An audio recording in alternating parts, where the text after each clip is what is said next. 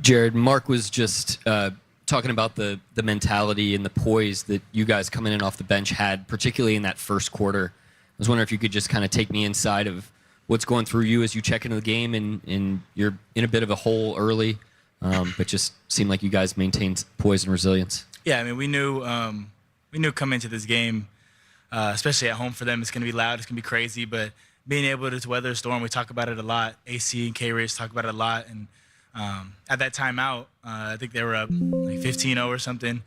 Just being able to be calm, be poised in that situation, and give each other confidence, give each other energy, and know that we're going to throw another punch, and we're to come back. Jared, the other night Caruso said that it's that time of year.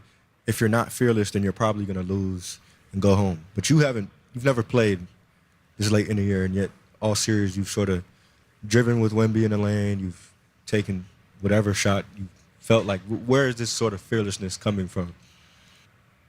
I think it just stems from when I was younger. My family, they give me that confidence, my support system. I feel like I've played in big games, whether it's in high school or Duke, and definitely not the Western Conference Finals, but being able to just take that confidence and be fearless. Like, I love this so much. Like, I love what my life is right now, and being able to play and contribute at this level, I never want to take it for granted. And so whatever opportunity I get, I'm going to take advantage of it, and I'm going to try and execute my best. I truly love this, and I think that's why I just can go in there and just be fearless and trust myself. When Sam traded for you at the deadline, is this at all what you sort of envisioned your first season being like here? Well, I knew we would definitely be a great team. I didn't know how much I'd be contributing.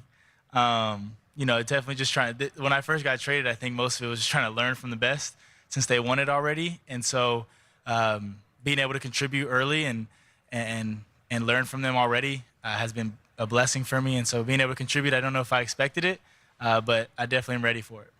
Jared, you had the assist to Jay Will on the 4-point play there, celebrated with him afterward.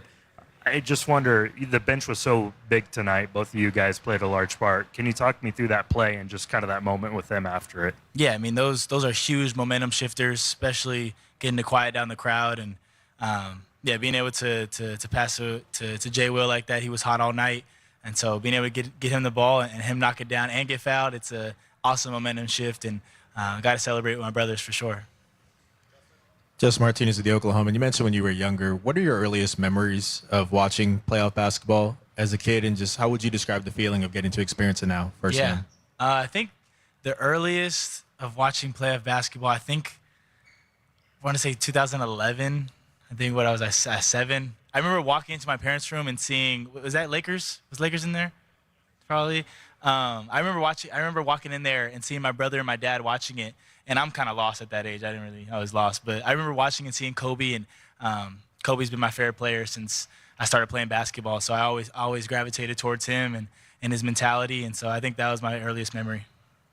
Jared, how would you say you learned the most playing alongside a guy like Alex Caruso, like what he does on the court, but in the locker room as well, like just the vet that he is, you know? Yeah, I think the number one thing I think is leadership. He does a great job of just leading the locker room, being vocal. And for me specifically, I feel defensively I've been able to contribute and learn from him no matter what it is. He's an elite defender, and being able to take little detail, there's certain coverages, and being able to talk out there on defense and communicate different coverages, it's been huge for me. In the last game,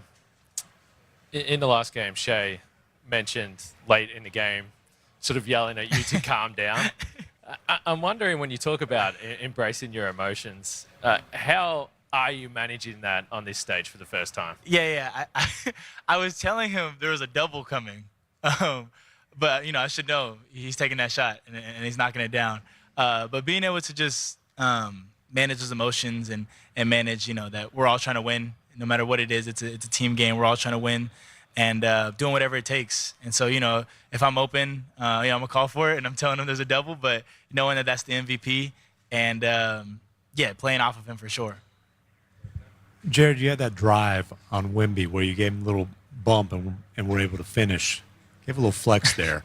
Run me through that play, and especially run me through the celebration. What's going on in your mind then? Yeah, I mean, I feel like he's 7'6", so running me off the line isn't that hard for him. But I feel like I had a small advantage, and anytime you can use leverage, I feel like I got strong legs, and being able to use the shoulder bump and get him off balance, I think I can finish not over him, but sometimes just get him out the way and then kind of throw it up and see. I was thinking I was going to get my offensive rebound. I didn't know if I was going to make it or not, but yeah, always cool to get a bucket and celebrate with the teammates, especially on the bench too. In the second half, we've seen you play with the ball a lot, play off the bigs, but it seemed like you had a lot of ball handling, getting the ball up the floor against a ton of pressure. Has this been so natural for you because of the opportunities that you've had on the ball almost immediately since you came in? I guess I just wonder how you're feeling about that in the second half. Yeah, I also, like, when I was younger, I always kind of, like, shooting's always been, like, my main thing, and so playing off the ball was kind of always huge for me because we had, like, a point guard. And so not that I never played point, but it definitely wasn't, like, a point of emphasis for me. And so, but being able to take care of my handle and being able to work on that throughout off seasons, and even when I first in Philly, like when I feel like everybody was hurt, I was able to play on ball. So getting those reps was huge for me. And then coming here and playing get with heart like that, I've been able to get those reps and read the defense. And so it's still natural. And still working on it for sure. But it's became more natural since coming here for sure. Hi, Barrett. Updating the NBA playoff bracket, the Western Conference Finals now 2-1 OKC with Game 4 coming up on Sunday. Game 3 in Cleveland Saturday. The Knicks lead the Cavs 2-0 in that series. If you log